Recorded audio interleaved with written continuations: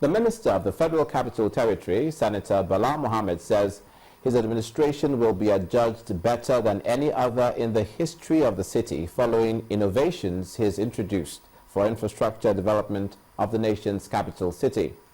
One of such innovations is the Accelerated Area Council Sectional and Title Reissuance Scheme, which he is pursuing with the private sector.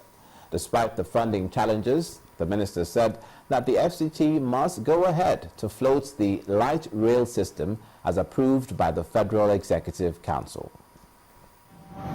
Abuja is sitting on 8,000 square kilometers of land that was supposed to have been developed 25 years ago, but that was not to be because of corruption. Those who have been following history say the Abuja master plan has been tampered with, a huge challenge to this administration. Challenges sometimes are opportunities to make money. We try to change our challenges into opportunities, and so we incentivize the private sector that provided all the machinery and the ICT portal to do something akin to AGIS in the form of ACRIS. This ACRIS is strictly for area council certification. We are here to provide service, to provide transformation as per the vision of Mr. President, doing things peculiarly different from the way it was being done, doing it that will impact positively on Nigerians from the lowest to the highest level of authority. We decided to bring the land the accreditation or recertification of land that were acquired over the years in the area council by establishing something that is similar to AGIS, because AGIS could not do it. All things being equal, he will be registering over 100,000 titles, which he hopes will impact positively on the funding challenge. Despite the challenge of funding and the huge debt profile it inherited from past administrations, the FCT administration says it is poised to turn the city around like any other enviable city in the world. It has just got approval from the Federal Executive Council for the development of its light rail system. We have gotten the financial plan by the augmentation we got from the Chinese Exim Bank loan, soft loan of $500 million, and then Shopee has given us $10 million so that we'll be able to give the counterpart funding that is required. In any loan, you must provide the counterpart funding.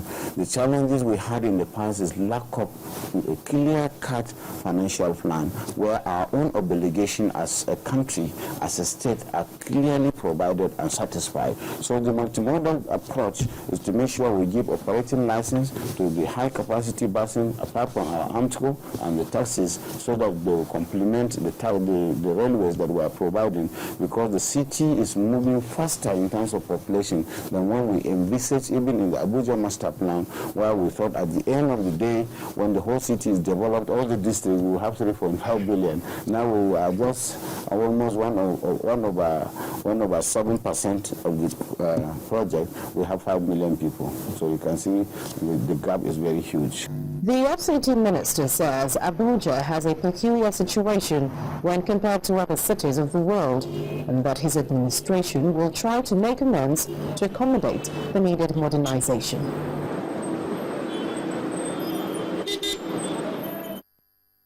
Also on infrastructure, residents of Cross River State in South Nigeria have taken to the streets in protest of what they describe as deplorable roads spread across different parts of the state, from the Ikom-Ogoja Road to the Calabar-Itu down to the Calabar-Ikang. The roads constructed over 3 decades ago during the colonial regime are all worn out and leaves commuters stranded for hours on end. Our community report tonight examines the plight of motorists on these roads.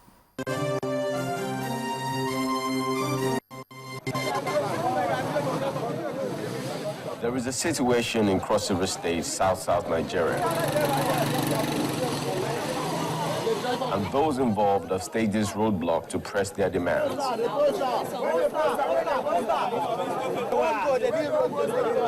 Drivers and vehicles line up endlessly, both confused at what could be happening.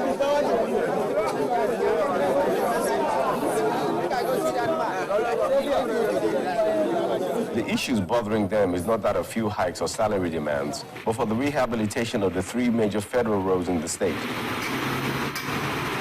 which has over the years contributed immensely to the growth of the nation's economy. For about a year plus now, it seems that the government has ignored our roads. Then all the local government chairmen that link to Akpaboyo, Bakassi, it seems all of them also ignore us. So we don't know how to start again, saying this thing affects us more than them. A lot of them, they are living in Abuja. A lot that since we vote them, they have the opportunity to go, they could not come back again. So today is a day that you say no. That let us be on this road today. It seems that government have ignored us. This is Atimbo, Akpabuyo, Ikang Road. And then this road has been deplorable for about a year now, if I'm not mistaken.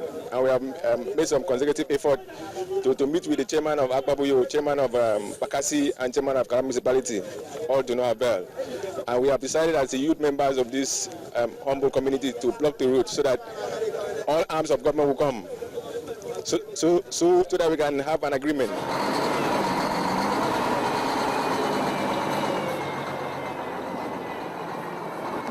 An unquantifiable number of heavy-duty and smaller vehicles ply these roads daily for commercial and private purposes.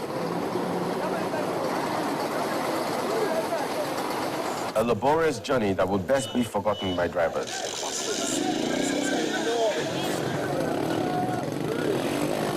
As you can see now, we are paying tax 12,800 naira per truck every trip, each trip to government. I don't know what they're using the money for. The money, they said they will use it to be maintaining the road.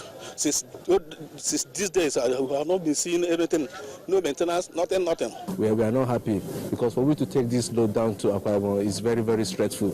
So we need the government to put their eye on it so that they should repair our roads. Silence is indeed golden, as the authorities responsible for the maintenance refuse to comment.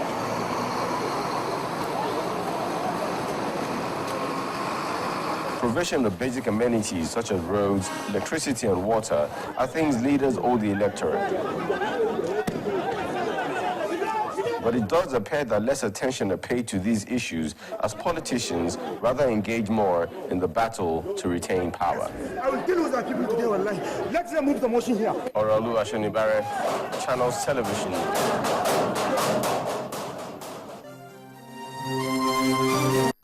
Further on transportation, things might be looking up for commuters across the country as the federal government has pledged to revamp the Nigerian railways. President Goodluck Jonathan, in a meeting with investors in London on Friday, mentioned his commitment to connect states in Nigerian capitals via rail. The Nigerian Railway, a product of the British colonial administration, fell to disrepair, and since independence in the 60s, there's not been significant investment in reviving the sector. Tonight, our correspondent Doris Okenwa takes us through the London railway network and gives us a glimpse into a functional rail system. Getting around in London or the UK as a whole is not such a Herculean task. Between the London Underground, the National Rail Service, among other transport networks, commuting is made easy. 150 years of existence, the London Underground Rail, better known as the Tube, is said to be the oldest, one of the largest and busiest underground rail networks in the world. The Tube network, set like a maze, snaking through countless tunnels beneath the city, has expanded since then to include over 270 stations and 11 lines covering 402 kilometers, reaching deep into the suburbs and beyond. Paddington Station. This is where the world's first underground railway opened in 1863 by the then Metropolitan Railway Service, serving 6 intermediate stations within the capital between Paddington and Farringdon. The Tube network is by no means perfect, as most Londoners lament the high fares, overcrowding, heat, and sometimes erratic services. But if anything, the system works and provides options between driving high cab fares or buses. Travelling through the Tube, it is easy to beat the traffic overground. Transportation in London is not cheap by any means, but you can't deny the fact that it works. A week's fare, for instance, ranges between £31, that's over 8,000 naira or more, depending on the area of commute. Back-breaking taxes feed these lines. According to official data from the London Transport Services, Most of the London network was completed in the first 50 years of establishment through private development. Today, it is managed by the Transport for London office under the purview of the Mayor's office as a public entity with no shareholders or parent companies. Besides the tube, there is the National Rail, which serves other parts of the UK. It is hard to imagine navigating this country without the railway system. Challenges nonetheless, life is easier. Maintenance works and expansions are always in progress to keep the system up and up. High housing costs in the capital has forced many people to the outskirts and neighboring towns. Some make up to 2 hours journey daily from the hinterlands to London for work. Nigeria is long overdue for a functional rail system both within the major cities and linking routes among states.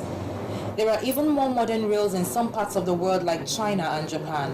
As good as the London rail system is, they are playing catch-up. The Nigerian government seems set to make such a commitment.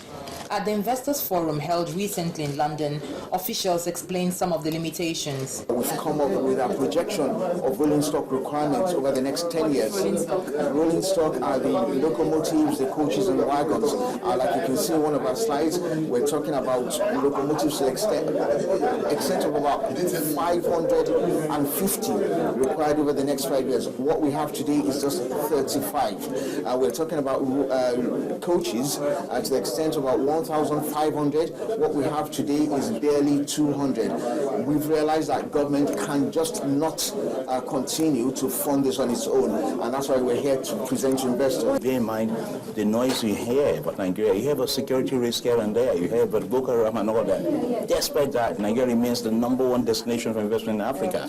Despite that, Nigeria is the biggest economy in Africa. Despite that, billions and billions are coming to Nigeria. A comparison between Nigeria and Britain is not the aim here. The point is about laying the right foundations.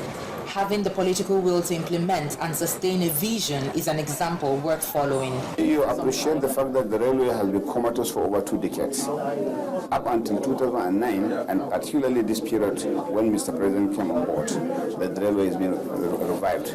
We have gone a long way already. We have rehabilitated the existing narrow gauge in the western line from Lagos to Kano. Services have resumed, passengers and goods have been transported. In the next few months, we're going to be completing the Port Harcourt all the way to Gombe section of the narrow gauge lines, and in first quarter next year, we'll be plying that route, starting services, passengers and freight from Port Harcourt all the way to Gombe. Likewise, passenger services from Abuja to Kaduna. So that is what we have running now. The rail system in Britain or other countries that have made a success of it is a product of clear vision sustained through various administrations. Here's a thought. How sustainable are the current efforts of the Nigerian government for a railway that will stand the test of time, say 50 years from now? The answer lies in the actions that will unfold. Doris Okenwa reporting for Channels Television News, London. And when the news at 10 returns, Nigerians ask the authorities to prevail on new electricity distribution companies to stop estimated billing system. Join us again.